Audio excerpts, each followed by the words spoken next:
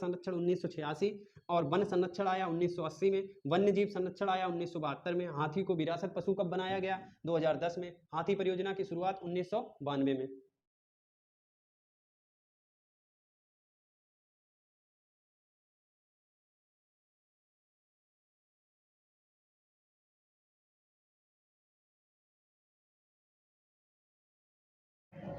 Hello नमस्कार साथियों, स्वागत है आप सभी का आपके अपने YouTube चैनल वर्चुअल एजुकेशन पर। आपके लिए धमाकेदार जीके की सीरीज लेकर आ रहे हैं जिसमें करंट अफेयर्स, देश विदेश की महत्वपूर्ण खबरों के साथ और उससे संबंधित इतिहास और करंट अफेयर्स के महत्वपूर्ण प्रश्न जो कि आगामी परीक्षाओं के लिए एसएससी, जीडी, दिल्ली पुलिस जैसी विभिन्न प्रतियोगी परीक्षाओं के लिए बहुत ही महत्वपूर्ण साबित होंगे। तो शुरुआत करते हैं, बहुत ही अच्छी शुरुआत है। देखिएगा, आपके लिए पहला प्रश्न है C295 C295 transport aircraft, C295 transport aircraft. अब देखिए ये क्या है, कहाँ बनाया जाएगा, किस लिए बनाया जाएगा, बात करते हैं। तो C295 ट्रांसपोर्ट एयरक्राफ्ट ये टाटा कंपनी को मिला है। टाटा कंपनी इसका काम करेगी, इसको बनाएगी। अब देखिए टाटा बनाएगी कहाँ पर, तो टाटा कंपनी बनाएगी, कहाँ पर बनाएगी इसकी बात करते हैं। बड़ोदरा, कहाँ पर, बड़ोदरा में इसकी कंपनी है टाटा की, वहीं पर इसका निर्माण किया जाएगा C295 ट्रांसपोर्ट एयरक्राफ्ट का। अब बड़ोदरा में इसकी आधारशिला कौन रखेगा, आधारशिला प्रधानमंत्री नरेंद्र मोदी। कौन, प्रधानमंत्री नरेंद्र मोदी, पीएम नरेंद्र मोदी ने इसकी आज आधारशिला रखी। बड़ोदरा गुजरात में, बड़ोदरा कहाँ है, गुजरात में, बड़ोदरा गुजरात में इसकी आधारशिला रखी गई। टाटा कंपनी बनाएगी C295। प्रश्न याद रखने लायक है, C295 ट्रांसपोर्ट एयरक्राफ्ट। अब देखिए ट्रांसपोर्ट शब्द आया तो ट्रांसपोर्ट का मतलब क्या है, ये क्या काम करेगी, परिवहन का। क्या काम करेगा, परिवहन किसमें, वायुसेना में। किसमें, वायुसेना में, वायुसेना में परिवहन का काम करेगी। और याद रखिए पहली बार है कि जब कोई प्राइवेट कंपनी, टाटा जो कि प्राइवेट कंपनी है, पहली बार ऐसा हो रहा कि प्राइवेट कंपनी को यह टेंडर दिया गया C295 के निर्माण के लिए। अब ये वायुसेना का है, वायुसेना सरकार की है और ये प्राइवेट कंपनी, पहली बार ऐसा है कि जो वायुसेना ने टाटा कंपनी को दिया गया है बनाने के लिए।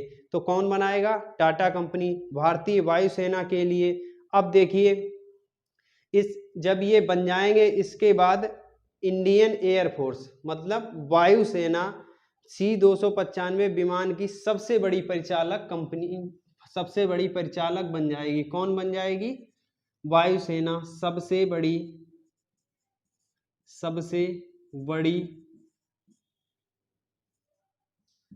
परिचालक बन जाएगी। कौन बन जाएगी, इंडियन एयरफोर्स। कौन बन जाएगी, भारतीय वायुसेना, इंडियन एयरफोर्स सबसे बड़ी परिचालक बन जाएगी जब इसका निर्माण हो जाएगा। अब देखिए बात करते हैं इंडियन, और देखिए टाटा कंपनी द्वारा बनाया जा रहा, टाटा कंपनी द्वारा इसका निर्माण किया जा रहा, तो पूर्णतः भारतीय है, पूर्णतः स्वदेशी है। लिख लीजिए यहाँ पर, पूर्णतः कैसा है, पूर्णतः स्वदेशी, पूर्णतः स्वदेशी है। टाटा कंपनी देश की है तो पूर्णतः स्वदेशी इसका निर्माण हो रहा है, पूर्णतः स्वदेशी है। वायुसेना के लिए परिवहन का काम करेगी। C295 ट्रांसपोर्ट एयरक्राफ्ट है, टाटा एयरबस कंपनी द्वारा इसका निर्माण हो रहा है। कहाँ हो रहा, बड़ोदरा गुजरात में। आधारशिला किसने रखी, पीएम नरेंद्र मोदी ने। देखिए अब ये प्रश्न हो गया। अब अगर अन्य की बात करते हैं तो इंडियन एयरफोर्स की बात करते हैं। वायुसेना बताइए वायुसेना दिवस, थल सेना दिवस, नौसेना दिवस, तीनों दिवस कब मनाए जाते हैं? कल हमने बताया था, कल के वीडियो में तीनों करवाए थे। कब मनाया जाता है? तो थल सेना दिवस 15 जनवरी, 15 जनवरी। और इसके बाद वायुसेना दिवस 8 अक्टूबर, 8 अक्टूबर वायुसेना दिवस। नौसेना दिवस 4 दिसंबर, 4 दिसंबर नौसेना दिवस। तीनों हो गए, 15 जनवरी, 8 अक्टूबर और 4 दिसंबर। थल सेना दिवस, वायुसेना दिवस और नौसेना दिवस। अब देखिए, अब इनके बात करते हैं अध्यक्ष कौन है। तो इंडियन एयर फोर्स के कौन है? इंडियन एयर फोर्स के कौन है? और थल सेना के कौन है? नौसेना के कौन है? तो देखिए, नौसेना के कौन है? R Hari Kumar, R Hari Kumar, R Hari Kumar नौसेना के हैं। इसके बाद वायुसेना के कौन है? बताइए, वायुसेना के कौन है? B R Chaudhary, B R Chaudhary, मतलब विवेक राम चौधरी, विवेक राम चौधरी। अब बताइए, कमेंट बॉक्स में बताइए थल सेना के कौन है। इसका आंसर आप कमेंट बॉक्स में हमें देंगे। इसके बाद अन्य इसकी बात करते हैं, कवच। कवच क्या है? मिशन लाइफ की शुरुआत कहाँ हुई? डिफेंस एक्सपो 2022 का आयोजन कहाँ पर हुआ? तीनों की बात करते हैं। देखिए, कवच क्या है? ट्रेनों की टक्कर रोकने के लिए बनाया गया। किसके लिए? ट्रेनों की टक्कर रोकने हेतु, ट्रेनों की टक्कर को रोकने हेतु, ट्रेनों की टक्कर को रोकने हेतु इसको बनाया गया है कवच। और इसके बाद मिशन लाइफ, मिशन लाइफ की शुरुआत कहाँ हुई? केवड़िया। कहाँ हुई? केवड़िया। केवड़िया कहाँ है? गुजरात। केवड़िया कहाँ है? गुजरात में। इसके बाद बात करते हैं डिफेंस एक्सपो 2022। डिफेंस एक्सपो 2022 इसका आयोजन कहाँ हुआ? बताइए। गुजरात में ही हुआ है। कहाँ पर हुआ है? गुजरात में। तो गुजरात में कहाँ पर? गांधीनगर। गुजरात में कहाँ पर हुआ है? गांधीनगर। देखिए, कवच ट्रेनों की टक्कर रोकने हेतु, मिशन लाइफ केवड़िया गुजरात में, डिफेंस एक्सपो 2022 गांधीनगर। अब देखिए, थल सेना दिवस 15 जनवरी, वायुसेना दिवस 8 अक्टूबर, नौसेना दिवस 4 दिसंबर। और वायुसेना के कौन है? बी आर चौधरी, विवेक राम चौधरी। नौसेना के कौन है? आर हरि कुमार। और बताइए, थल सेना के कौन है? थल सेना के कौन है? जनरल मनोज। कौन है बताइए? कमेंट बॉक्स में दीजिए इसका आंसर, बताइए कमेंट बॉक्स में इसका आंसर। जनरल मनोज पांडे। कौन है? जनरल मनोज पांडे। इसको सब, इन सबको नोट भी कर लीजिएगा। दूसरा प्रश्न शुरू करते हैं। तो देखिए, इसमें क्या है? साझा क्रेडिट पोर्टल सफल की शुरुआत। अब देखिए, सफल अगर मिल जाए कि सफल की शुरुआत, सफल पोर्टल की शुरुआत कहाँ हुई? तो सफल पोर्टल की बात करते हैं। कौन सा पोर्टल लॉन्च हुआ है? सफल। लॉन्च कहाँ हुआ है? किसने लॉन्च किया है? क्यों लॉन्च किया है? बात करते हैं। देखिए, साझा क्रेडिट पोर्टल है ये। तो क्रेडिट से संबंधित समझ लीजिएगा कि क्रेडिट की बात करते हैं तो क्रेडिट का मतलब, क्रेडिट कार्ड कौन बनवाते हैं? किसान। क्रेडिट कार्ड सबसे ज्यादा कौन बनवाते हैं? किसान। तो किसान की बात करते हैं तो ये कृषक से संबंधित है। किससे संबंधित है? कृषक से संबंधित। तो सफल, इसकी शुरुआत कहाँ हुई? उड़ीसा में। कहाँ हुई? उड़ीसा में। उड़ीसा। अब उड़ीसा में की गई तो किसने शुरुआत की होगी? वहां के सीएम। सीएम कौन है? नवीन पटनायक जी। नवीन पटनायक जी। किसने शुरुआत की है? नवीन पटनायक ने सफल पोर्टल की शुरुआत की है।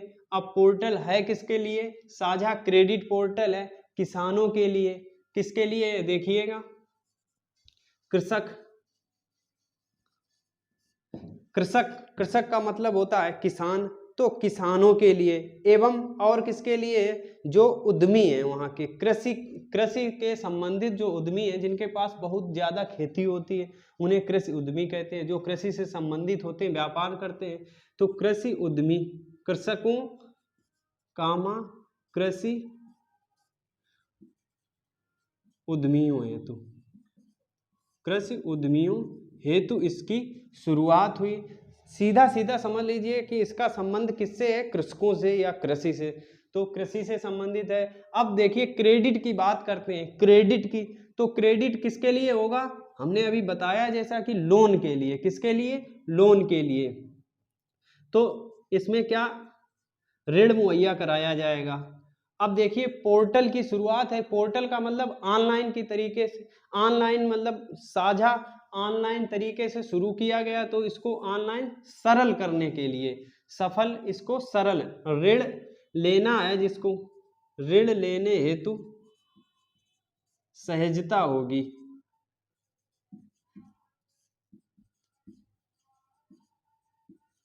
इसमें जो ऋण लेने जाएगा उसको ऋण लेने में सहजता होगी, मतलब आसानी से आप ऋण प्राप्त कर सकेंगे।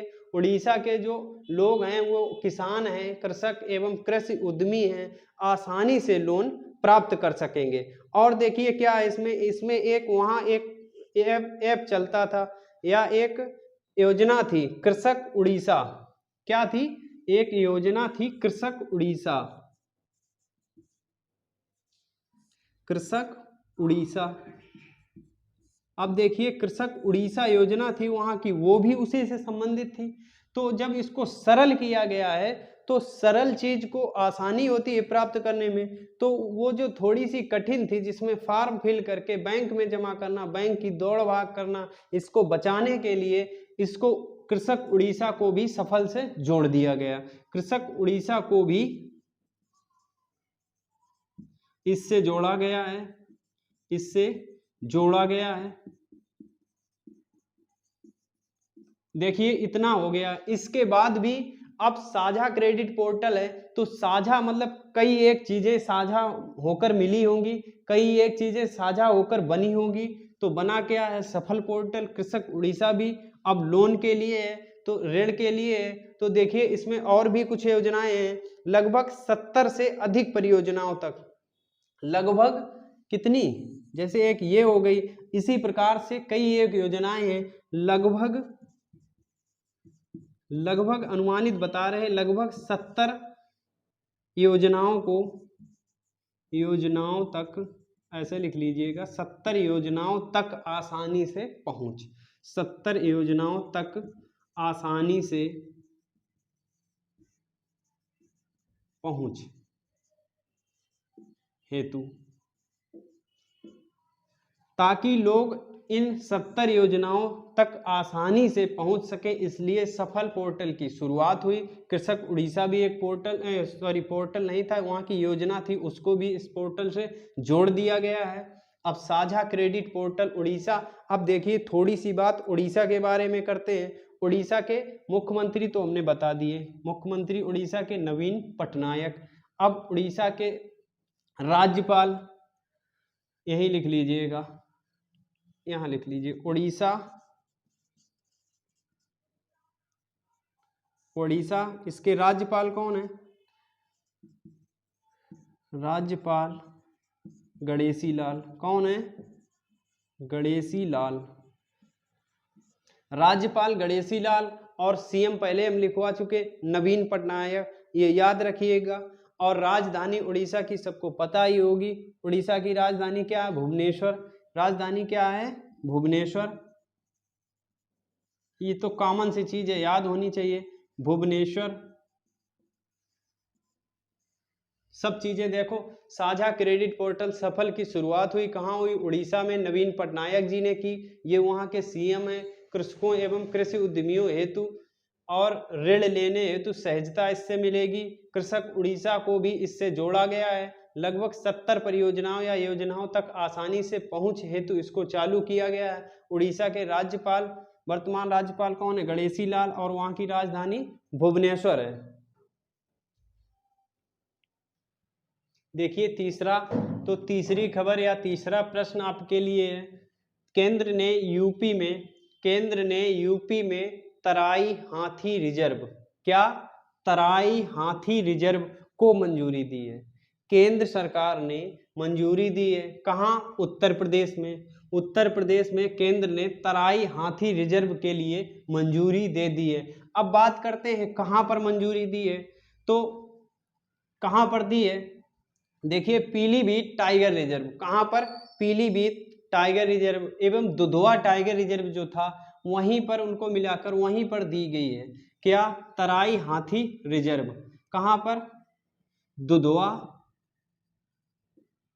Pilibhit, Dudhwa Pilibhit tiger reserve. कहाँ पर? दुधवा पीलीभीत टाइगर रिजर्व में तराई हाथी रिजर्व को मंजूरी दी है। इसमें देखिए तराई हाथी रिजर्व ये पहला नहीं है, ये भारत का तीसरा है जिसे मंजूरी दी गई है। भारत का ये तीसरा है जिसे मंजूरी दी गई यूपी में। भारत का तीसरा तराई हाथी रिजर्व है, भारत का तीसरा तराई हाथी रिजर्व है। अब देखिए तराई हाथी रिजर्व का मतलब क्या होता है? तो इसमें जो जंगली जो हाथी होते हैं उनका संरक्षण किया जाता है। किनका किया जाता है? जो जंगली हाथी होते हैं उनका संरक्षण किया जाता है। तो देखिए ये जो तराई हाथी रिजर्व उत्तर प्रदेश में बनाया गया है, इसको मंजूरी दी गई है, इसमें क्या क्या होगा? इसमें जंगली हाथियों का संरक्षण, लिख लीजिएगा,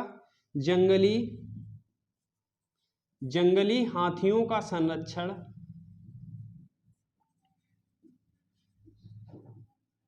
किसका संरक्षण होगा?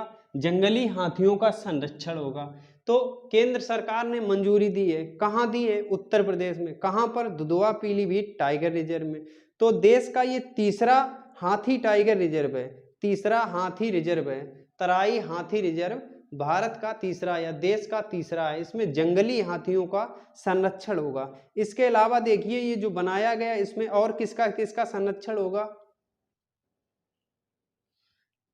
ये जो बनाया गया है दुधवा पीलीभीत टाइगर रिजर्व, इसमें और किसका संरक्षण होगा? तो इसमें बाघ, जंगली हाथी,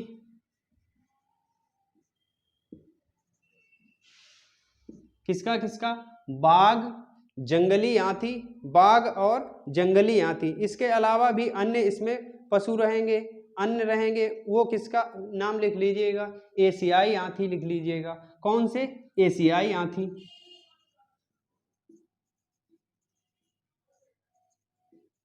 एशियाई हाथी। और कुछ हिरण भी इसमें शामिल किए गए हैं। कौन से? दलदल हिरण, दलदल हिरण एवं अन्य कुछ और भी जानवर हैं जो इसमें शामिल रहेंगे। दुधवा पीलीभीत टाइगर रिजर्व मुख्य किसका है? जंगली हाथियों का। मुख्य रूप से किसके लिए बनाया गया है? जंगली हाथियों का संरक्षण किया जाएगा इसमें। और भी जानवर होंगे जैसे बाघ है, जंगली हाथी, एशियाई हाथी और दलदल हिरण। दलदल हिरण नाम है हिरण का, हिरण की एक प्रजाति है दलदल हिरण, एवं अन्य का भी इसमें संरक्षण किया जाएगा। कुछ अन्य भी जानवर हैं। अब बात करते हैं, देखिए हाथी परियोजना, हाथी को विरासत पशु कब बनाया गया? वन्य जीव संरक्षण अधिनियम कब आया? वन संरक्षण अधिनियम कब आया? पर्यावरण संरक्षण अधिनियम कब आया? कमेंट बॉक्स में दीजिए इनका सबका आंसर कब कब आया। देखिए हाथी परियोजना की शुरुआत कब हुई? भारत में हाथी परियोजना की शुरुआत कब हुई बताइए? तो हाथी परियोजना की शुरुआत कब हुई? 1992। कब हुई? 1992, सन 1992 में हाथी परियोजना की शुरुआत हुई। हाथी को विरासत पशु कब बनाया गया? सन 2010 में। कब बनाया गया? वर्ष 2010 में। अब देखिए वन्य जीव संरक्षण अधिनियम कब आया? वन्य जीव संरक्षण अधिनियम कब आया बताइए? वन संरक्षण अधिनियम कब आया? पर्यावरण संरक्षण अधिनियम कब आया? सभी का आंसर दीजिएगा। तो वन्य जीव और वन देखो सिमिलर है, इनको दोनों को याद रखिएगा। कब है?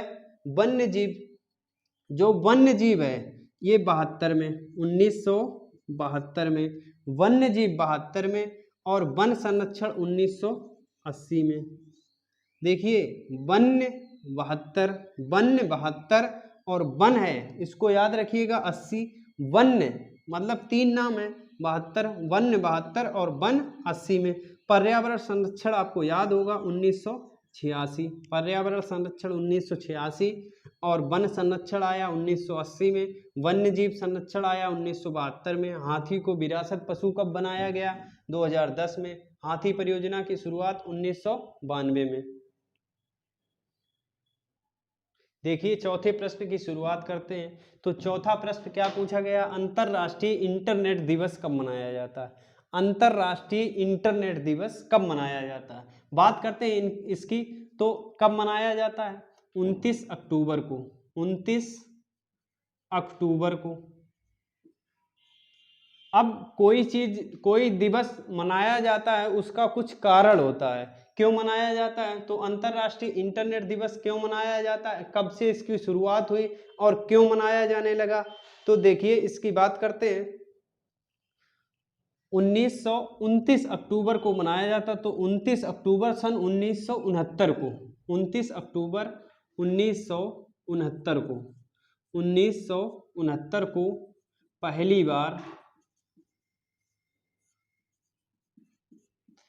बार कंप्यूटर से संदेश भेजा गया था।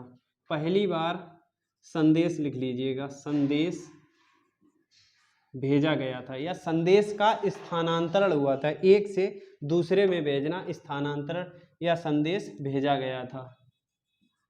जिस तरीके से आप समझ पाएं उस तरीके से लिख लीजिएगा। सन 1969 में 29 अक्टूबर को पहली बार संदेश, एक कंप्यूटर से दूसरे कंप्यूटर में संदेश भेजा गया था।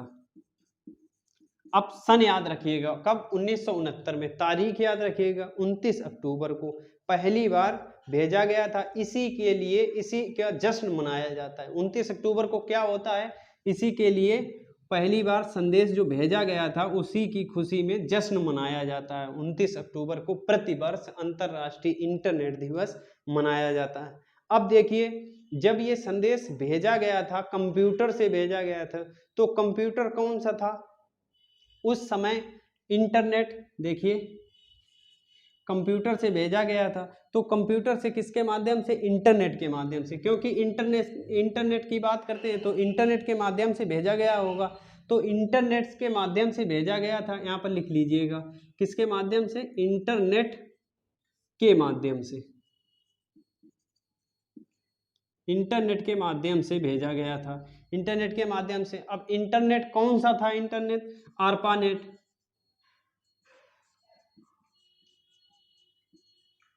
ये था ARPANET। इंटरनेट कौन सा था, ARPANET। पहले इसी से इंटरनेट, इसी के माध्यम से एक संदेश भेजा गया था 1969 में। उसी की खुशी में 29 अक्टूबर को प्रतिवर्ष अंतरराष्ट्रीय इंटरनेट दिवस मनाया जाता है। अब देखिए इंटरनेट के बारे में अब कुछ बात करते हैं कंप्यूटर की। तो कंप्यूटर के जनक कौन है, कंप्यूटर को हिंदी में क्या कहते हैं, संगणक। क्या कहते हैं, संगणक। कंप्यूटर को हिंदी में क्या कहते हैं, संगणक।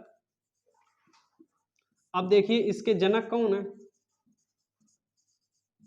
जनक कौन है, चार्ल्स बेबेज। आपको पता भी होगा, चार्ल्स बेबेज। कंप्यूटर या संगणक के जनक कौन है, चार्ल्स बेबेज। अब देखिए बात करते हैं, कंप्यूटर साक्षरता दिवस भी मनाया जाता है। कंप्यूटर साक्षरता दिवस, कंप्यूटर साक्षरता दिवस। अब कंप्यूटर साक्षरता दिवस कब मनाया जाता है बताइए।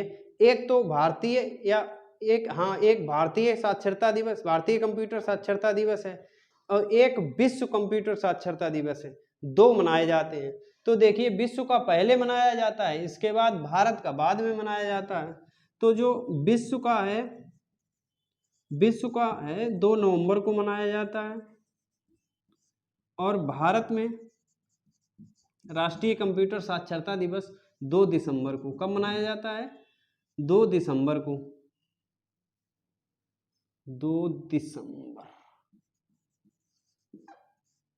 2 दिसंबर कंप्यूटर साक्षरता दिवस, राष्ट्रीय, इसको राष्ट्रीय लिख लीजिएगा। राष्ट्रीय कंप्यूटर साक्षरता दिवस 2 दिसंबर को मनाया जाता है। विश्व कंप्यूटर साक्षरता दिवस 2 नवंबर को मनाया जाता है। इसके बाद कंप्यूटर के जनक हैं चार्ल्स बेबेज, और कंप्यूटर को हिंदी में क्या कहते हैं, संगणक। कंप्यूटर को हिंदी में क्या कहते हैं। एक चीज और ध्यान रखिएगा, देखिए कंप्यूटर, सबसे पहला कंप्यूटर कौन सा था? सबसे पहला कंप्यूटर कौन सा था?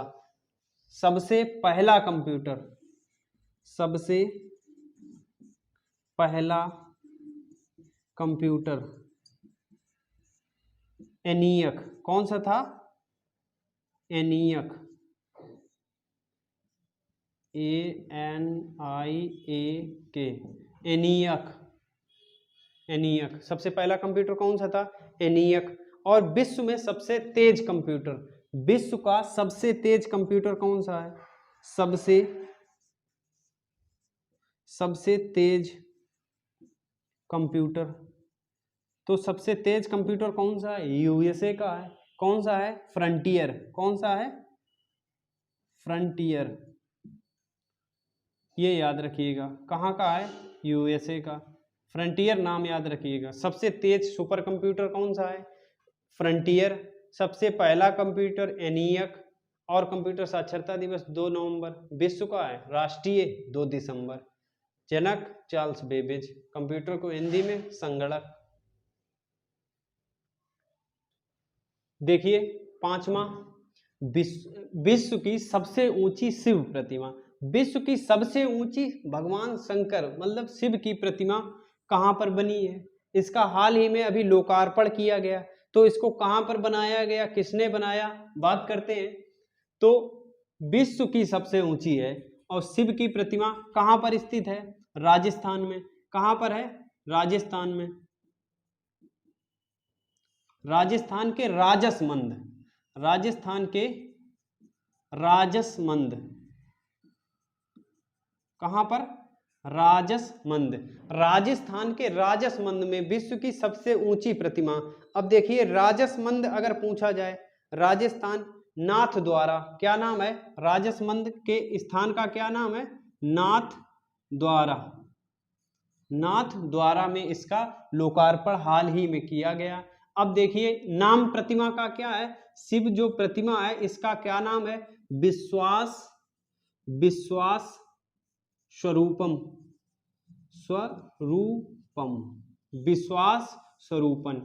विश्वास स्वरूपम इसका नाम रखा गया है।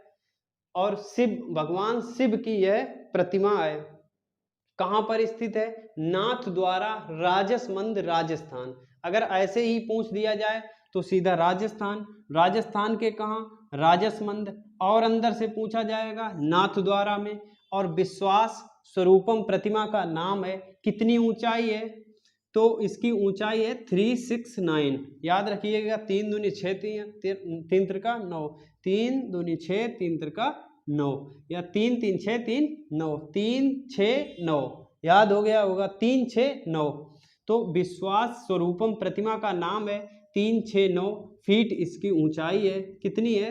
369 फीट इसकी ऊंचाई है। इसको बनने में कितना समय लगा? बनी कितने दिन में? बनने में समय 10 वर्ष। कितने वर्ष? 10 वर्ष का समय लगा। कितने वर्ष? 10 वर्ष। अब देखिए ये बनवा कौन रहा था? किसने बनवाई? तो इसमें एक संस्थान काम कर रहा था। कौन सा संस्थान? संत कृपा सनातन संस्थान। एक सनातन वहां का संस्थान है जो कि काम करता है, तो उन्होंने बनवाया था। कौन सा संस्थान? संस्थान। अब देखिए संस्थान कौन सा है जो काम कर रहा है इसके लिए? संत कृपा। याद रखिएगा ऐसे, संत कृपा, संत कृपा। देखिए इसमें नाम किस तरीके के? संत कृपा। कृपा विश्वास, कृपा होगी जहां पर विश्वास होगा वहां पर भगवान की कृपा होगी। किसकी कृपा होगी? भगवान शिव की। तो संत कृपा एक संस्थान है। संत कृपा संस्थान वहां जिसने काम किया है, संत कृपा संस्थान के द्वारा इसका निर्माण करवाया गया। किसके द्वारा? संत कृपा संस्थान। ये कैसा संस्थान? सनातन संस्थान। इसमें लिख लीजिए संत कृपा सनातन, सनातन संस्थान है। संत कृपा सनातन संस्थान इसका नाम है। 10 वर्ष में इन्होंने बनाकर तैयार किया है। 369 फीट ऊंची प्रतिमा है। विश्वास स्वरूपम उसका नाम है। राजस्थान के राजसमंद के नाथ द्वारा में इसका लोकार्पण किया गया है।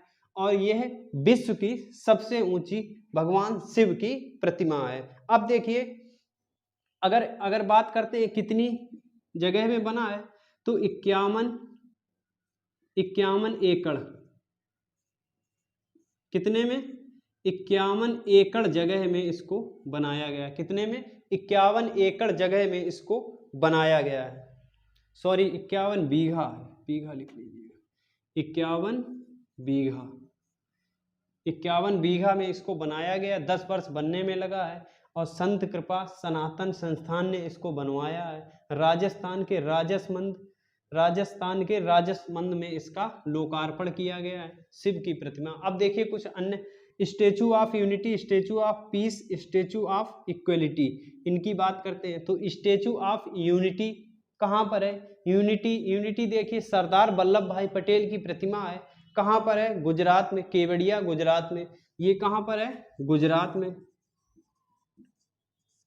ठीक, स्टेचू ऑफ पीस की बात करते हैं, ये कहाँ पर है?